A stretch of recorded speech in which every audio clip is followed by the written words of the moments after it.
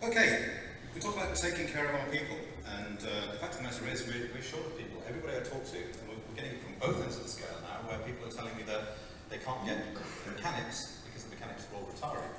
They can't get technicians because people don't understand the technology.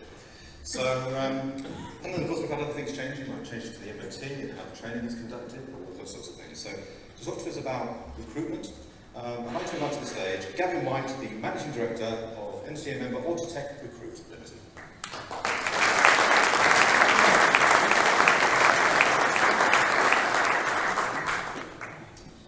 Afternoon.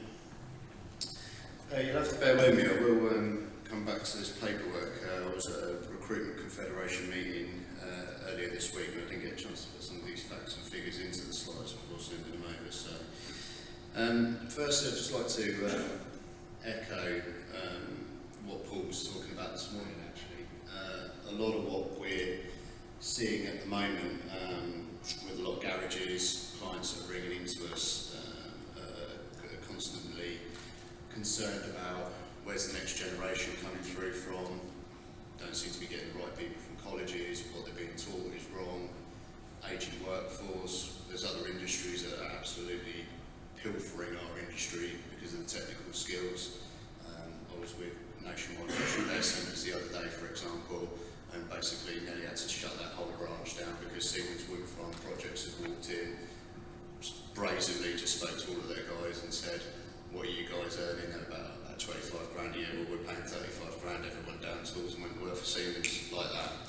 So it's not uncommon, it's going on daily all over the place. So I think some of the things Paul was talking about this morning, about the trailblazers, it's definitely something that needs to be looked at sharpish. So I think there's some of these stats and figures have been talked about this morning. We've got, roughly about, I think it's 814,000 jobs. The automotive industry basically creates on an annual basis around about 169 of them, 169,000 of that in manufacturing, but actually around about 350,000 of the positions are in the aftermarket alone. Concerningly, a high proportion of those are vehicle technicians, and I think, according to the IMI's figures, I think it was either late last year or this year, I reckon less than 1% of vehicle technicians have actually undertaken any hybrid or electrical training currently, which is quite concerning given the, obviously diesel seem to be coming to their demise, electrical vehicle sales are on the rise, and actually me and Quentin were discussing earlier, there's some figures being bandied around at the moment. By 2040, I reckon all 50% of the vehicle park that will be sold will have some sort of electrical drivetrain in it. Personally, I think that might be sooner than 2040, and I think it might be a bigger number than 50%, but that's all depending on how quick the technology is going to get there, I suppose. But that still brings us back to the fact that actually you're probably talking, 10, 15 years away, and we've still got less than 1% of the industry technicians trained on this stuff. There's, around about 2 million vehicles manufactured annually. By 2020, there's about 1.72 million manufactured last year. The aftermarket is set to grow. I think there's a Frost & Sullivan report which was with the SMMT last year that says the industry is due to grow quite considerably, and you can see that it's a considerable figure of growth within 5 years. So what's the impact on this for you guys? So over 30 billion annual vehicles serviced every year, 33.5 million currently on UK roads, which I think was another number that's been quoted a couple of times today. We know vehicles are becoming more technical. We know the increase in electric cars to service. And more recently, because of the way the car buying patterns for leasing PCPs, we've started to see quite a sharp emergence again in MOT demand, which actually for the last couple of years we've seen in our business in terms of our temporary contractors. The more demand's been for vehicle technicians than MOT testers, but we're starting to see a rise for MOT testers again. Because then vehicles are coming to the end of their 3-year warranty PCP, they're starting to go to the used car park, So now there's a demand to get these vehicles MOT'd again. So I'm going to talk a bit more about what a lot of people have talked about, echoing what Stefan said this morning about perceptual change, things like that. So, our industry, I think we'll all sit here and say, it's in our blood, it's a great industry. I've tried to get out of it a few times, it still keeps dragging you back. But when you look at the peak of things like Formula One, the innovation, some of the stuff that Schaefer was talking about earlier, these are two guys, past and present, that are real innovators in this industry. Unfortunately for the general public and for the youngsters of today that we're such a yearning for to come and work in this industry and trying to, get all them great stories about technology and how great the industry we know it is to work in. Unfortunately, this is pretty much what most people see on a daily basis, is either Phil Mitchell bludgeoning someone to death in his garage, or Kevin Webster being arrested by police for doing dodgy MOTs or something. Now, I know we sit there and laugh about this stuff, but it's quite a serious matter, I think. This stuff is being streamed into 10 million TV sets a night, and people are subconsciously, whether we like it or not, sitting there sucking this stuff in. And when you're sitting there talking about youngsters, about do you want to come into this industry, actually a large proportion of the people that play a part in the decision of these people coming into the industry are their parents. And actually, if we're talking about the experiences from Foxy Ladies Club, Drivers Club earlier, and these are some of the perceptional issues I think as an industry that we have to overcome. Personally, my belief is this skills shortage really is a tip of the iceberg.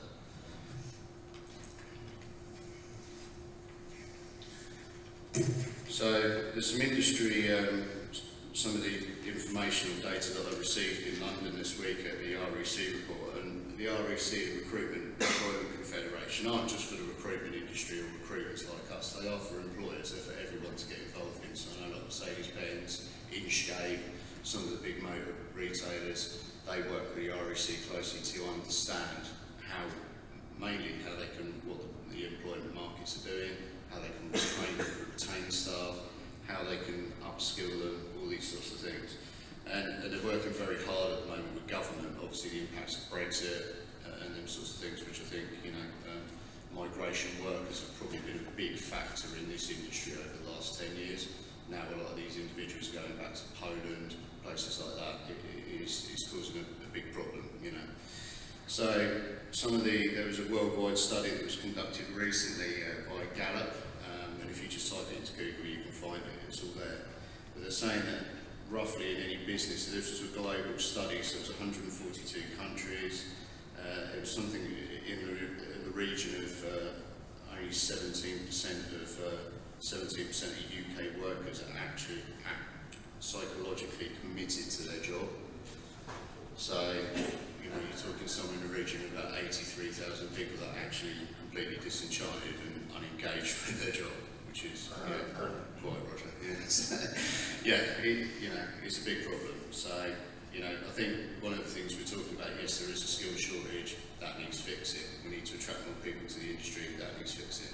I think what we need to start is actually let's look after what we've got and try and build from there on in, and that's some of the things we need to do, are things like training, upskilling, all these sorts of things. 90% of employees want progression, they want a clear, defined, outlined career progression, a plan that they know where they can go. I think we can quite often sit here and think, oh, he's a tyre technician, the vehicle technicians, MOT testers, they're probably not that aspirational. We surveyed at Autotech recently, we surveyed about 11,000 vehicle technicians on our database, and 70% of them all come back and put training and career progression was their number one driver. Money was about number 3 or 4 on their list of ones. So I think if I pose the question back to employers the other way, the answer I get from most garage owners on a daily basis is, well, they're all mercenary, it's all about money and they're all leaving for 50p an hour or more. That's not the data that we're seeing or what people are actually wanting. So, I think there's a few things there that we, as an industry, skilled technicians recognise their worth at the moment. We would have in a discussion earlier, there was a gentleman that come and saw, I think it was Ben, come and saw me earlier. There's good technicians out there, they know what they're worth now. I think there was 7 years ago when I started the business, you could quite easily get a vehicle technician MOT tester for about 23 grand a year in inner London. You'd be lucky to get one for 35 grand now, and that's in 7 years. So, and if the shortage of these guys kept shrinking, then God knows what it's going to be in another 7 years. Delivery on training promises.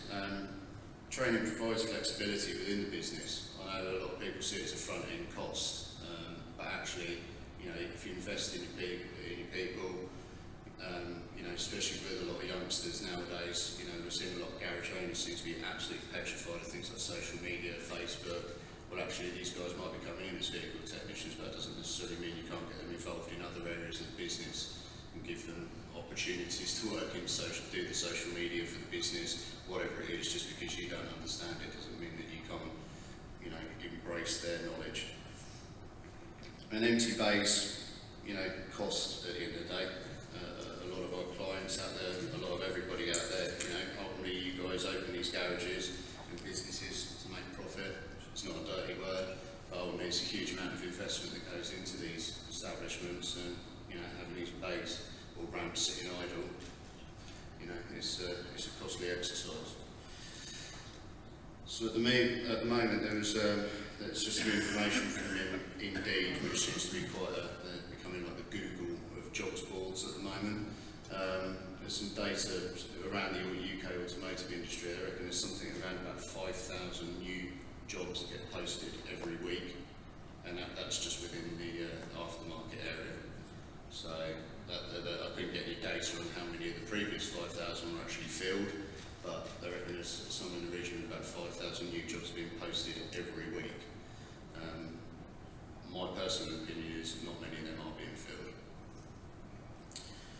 Shortfall coming through education system. For some of you that know us and work with us, we've got different strings of bow. We're not just a recruitment company, we also do some training, MOT training. We've also started an apprenticeship recruitment scheme as well.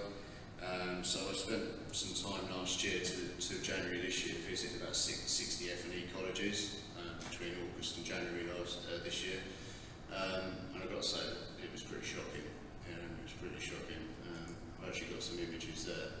So I'm not going to name the college because I don't think that's particularly fair, but that was their compression testing gauge, and basically because their piece of equipment had broken, I mean, I don't know how much one of them is from Euro car parts, but this is what they were teaching in level 3s. That's the compression test with a spark plug with a balloon taped to it. I mean, really? How much is a compression testing kit from ECP? It'd probably be there in 20 minutes, you know. I felt like giving them the tenner, to be honest with you. But, you know, that was a college that had 350 motor vehicle students in it.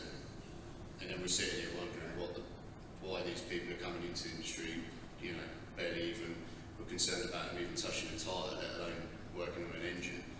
So, you know, it's a big problem. And again, it's stuff that Paul was talking about earlier. I think it's down to us as an industry, because I tell you, the government ain't going to go there, and they ain't got any appetite for it. And you can see that with what's going on in the F&E colleges. So, we, surprisingly though, it was like, yeah, it's a bit tough on budget, austerity, we all read it, but you still walk outside and they've got a £27 million STEM centre that they've just built with money that they've magically got from somewhere. But when you walk around that and they show you there's no students in it, there's no one working in it, so well done for spending £27 million worth of taxpayers' money, you know, but there you go. So, just some more stats around, you know, and I'm conscious we're short for time, but across Europe, permanent placements, again, this is data from the REC figures, permanent placements have flattened across Europe. The contract, if they want to call it the gig economy that's now coming, freelancing is growing across Europe at a rate of 20% year on year. More people are recognising their worth and they're going it alone, basically. So a culture of contractors and freelancers, I think, is something that, you know, is here to stay. And to be honest with you, we're an industry as the aftermarket. I mean, you know, car manufacturers have used contingency labour, temporary workforce. Their factories are built on it. You know, 50–60% of them are contractors in there because it gives them the flexibility. But as the aftermarket in this side of the industry, actually, is still relatively quite new. you know, many industries have been using temporary contingency labour for years. You know, there's talk at the moment that we're going through the fourth industrial revolution, and that word, the data that's come up, that's what it's about. You know, it's about connected cars, data's power, knowledge. You know, that's where we're going with this information. So again, it boils down to changing perception, I think, and that's across the board. You know, that's from your customers. This is what some of them still perceive it to be out there. We know it's not. From, you know, people that we want to try and obtain to come and work in this industry, still think it's oily, dirty, greasy, grimy, and, you know, in some cases they might be right. I know that, you know, the vast majority of our clients that we're dealing with are striving for difference, but I think it's, you know, it needs to be on a collective level. I have some experience working in recruitment in the gas industry for a couple of years. They managed to do it. You know, EDF, Empower, British Gas, all the big players, they had exactly the same problems we had over a decade ago. Corgi was corrupt, you know, had a really bad skill problem, had a bad reputation from their consumers. They got together around the table, brought in gas safe register. It was painful for a year or two, but it changed, transformed their industry overnight, you know, and then now solved a lot of their problems.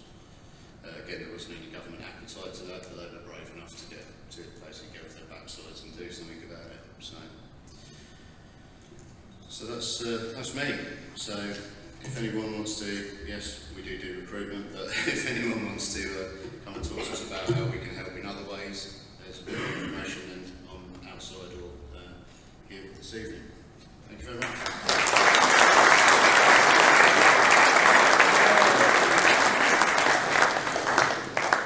Gavin, that was great, very, very insightful. Theresa May, it's all of it. Anybody got scripts? Okay. What did we say about bits falling off the stage? It has to happen, doesn't it?